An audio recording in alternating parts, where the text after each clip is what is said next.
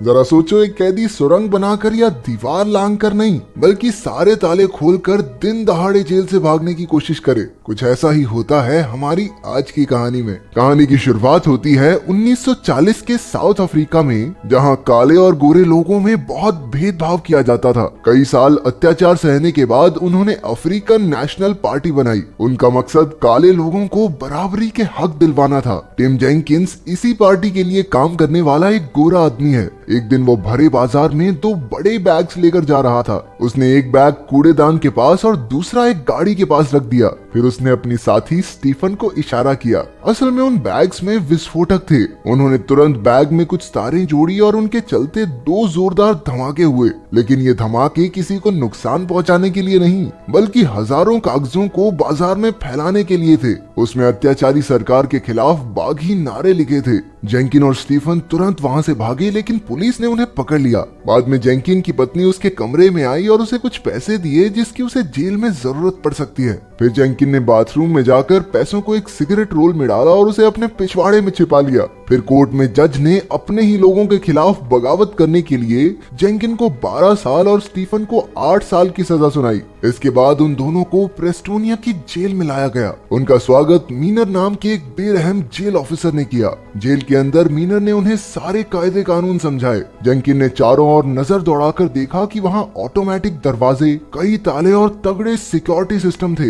यहाँ से निकलना लगभग नामुमकिन ही था। उनके कमरे में पहले एक जालीदार दरवाजा और फिर एक मजबूत लोहे का दरवाजा था। अगली सुबह जेंकिन को डेनिस गोल्डबर्ग नाम का एक आदमी मिला। वो भी उसकी तरह काले लोगों के हकों के लिए लड़ता हुआ पकड़ा गया था। फिर स्टीफन भी वहां आ गया और उनमें बातें शुरू हो गई। उस वक्त लेनर्ड नाम का एक कैदी भी उनकी बातें ध्यान से सुन रहा था। फिर डेनिस ने उन्हें जेल का नक्शा समझाया। जेल की दीवार 32 फीट ऊंची थी। हर जगह लाइट्स और कांटों वाली तारें थी। जेल की छत पर शूटर 24 घंटे तैनात रहते थे। कुल मिलाकर उसने कहा कि यहाँ से भागने के बारे में सोचना भी मत। उसके जाने के बाद लेनर्ड उसके पास आया और कहने लगा कि यहाँ से निकला जा सकता है। लेनर्ड ने उनकी मदद करने के बदले उनके साथ भागने की शर्त रखी। बाद में जेंकिन ने पीछे से सिगार केस निकाला और डेनिस को थमा दिया। डेनिस ने उसे एक टूथपेस्ट में छिपा दिया। अब 23 दिन बीत चुके थे और सब कुछ ठीक चल रहा था। उस रात जेंकिन ने माचिस जलाकर दरवाजे के ताले में छेद देखा। दिन यूं ही बीतते रहे और जेंकिन भी कोई ना कोई हल ढूंढने में लगा रहा।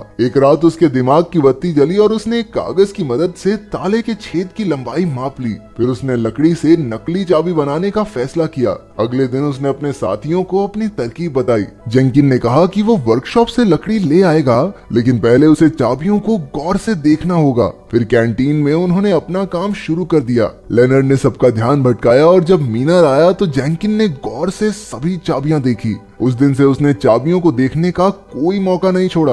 कई दिन की मेहनत के बाद उसने कागज पर चाबी का आकार बनाया। 74वें दिन जेंकिन ने वर्कशॉप से लकड़ी और सैंड पेपर चुरा लिया। उसने ये सामान अपने कॉफी कप में छिपाया और ऊपर कपड़ा ठूस दिया। बाद में मिनीर जांच करने आया। जब जेंकिन की बारी आई तो बेचारा डर के मारे वहीं जम गया, लेकिन खुशकिस्मती से मिनीर को कप में कुछ मिला नहीं। अब जेंकिन ने सीधा अपने कमरे में जाकर काम शुरू कर दिया। उसने लकड़ी को तराश कर एक चाबी बनाई और डरते हुए ताले में लगाई। खुशकिस्मती से चाबी लग गई, लेकिन जब उसने दरवाजा खोला तो वो निराश हो गया, क्योंकि लोहे के दरवाजे में चाबी सिर्फ बाहर से लगती थी। अगली सुबह जेंकिन ने सब अपने साथियों को बताया और कहा कि उन्हें एक और चाबी बनाकर उसे बाहर से लगाने का रास्ता ढूंढना होगा। फिर अगले कुछ दिनों तक उन्होंने बाहर के दरवाजे के ताले को गौर से परखा। कई हफ्तों की मेहनत के बाद जेंकिन ने एक और लकड़ी की चाबी बनाई। 100वें दिन वो तीनों पोछा लगा रहे थे और आसपास कोई सिपाही नहीं था। जेंकिन ने मौका देखकर अपनी चाबी आजमानी चाहिए। उससे ताला तो खुल गया, लेकिन जब जेंकिन ने चाबी निकाली तो वो अंदर ही टूट गई।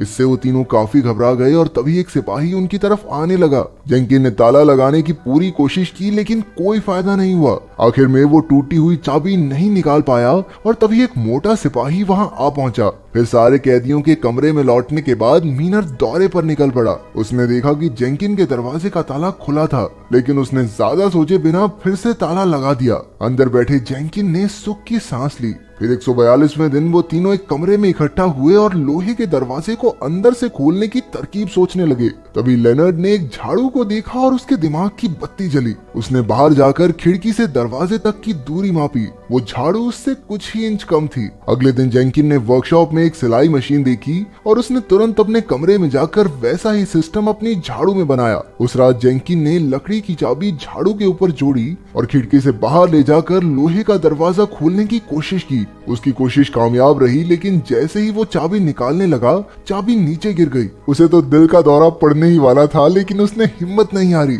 उसने झाड़ू के ऊपर च्युइंगम चिपकाकर फिर से चाबी उठा ली। अगले दिन लंच के समय जेंकिन ने अपने साथियों को दोनों दरवाजे खोलने की खुशखबरी दी। अब जेंकिन जेल के बाकी हिस्सों को पार करने की तैयारी करने लगा। वो तीनों जब भी बाहर होते तो जेल का मुआयना लेते रहते। जेंकिन ने तो सफाई वाले को सिगरेट्स की रिश्वत देकर जेल का नक्शा भी हासिल कर लिया। 295 दिन बीत जाने के बाद जेंकिन और लेनर्ड ने अपने कमरे में नकली पुतले बनाए और रात को कमरे से बाहर आ गए। वो ध्यान से सीढ़ियां उतरकर एक और दरवाजे तक पहुंच गए। जेंकिन ने ये रात इसलिए चुनी क्योंकि आज मोटा गार्ड ड्यूटी पर था। गार्ड बहुत आलसी था, लेकिन फिर भी वो दोनों बहुत घबराए हुए थे।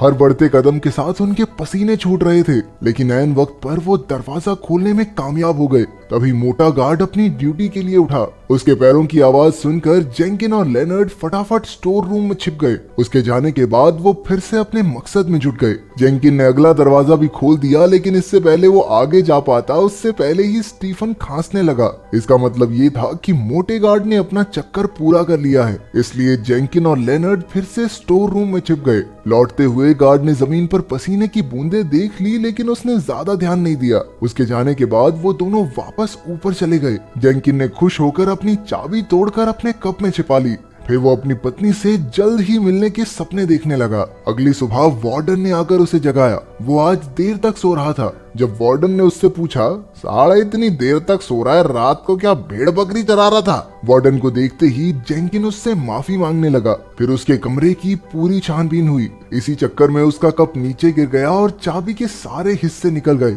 वार्डन ने टुकड़े उठाकर पूछा, यो क्या है भाई? तो जेंकिन ने डरते हुए जवाब दिया कि उसने अपनी पत्नी की तस्वीर टिकाने के लिए ये बनाया है। वार्डन ने भी ज्यादा ध्यान नहीं दिया और चला गया। उस रात तो जेंकिन को घबराहट के कारण दौरे पड़ रहे थे, लेकिन अब से उसने चाबी के सारे हिस्से जेल के अलग अलग कोनों में छिपाने शुरू कर दिए। एक दिन जेंकिन और उसके साथी कहीं से आम लोगों के कपड़े भी चुरा लाए। इस सब के दौरान जेंकिन ने अपने दांत एक बार फिर साफ किए ताकि वो बीमार पड़ सके। कुछ हफ्ते बाद जब वो बीमार पड़ा तो मिनीर उसे डॉक्टर के पास ले गया। वहाँ उसने ऑटोमेटिक दरवाजे को भी गौर से देखा। अब क्रिसमस की शाम थी और उसकी भागने की तैयारी भी पूरी हो चुकी थी। उन्होंने अपने कमरे में डेनिस और उसके दोस्तों को अपना पूरा प्लान समझाया। उन्होंने अलग अलग तरह की कुल 39 चाबियां बनाई ताकि वो 15 दरवाजे पार कर सकें। लेकिन डेनिस ने फिर भी उनका साथ देने से इनकार कर दिया, क्योंकि अगर वो भाग भी गए तो छिपेंगे कहाँ। आखिरकार उसने टूथपेस्ट से पैसे निकालकर जेंकिन को लौटा दिए।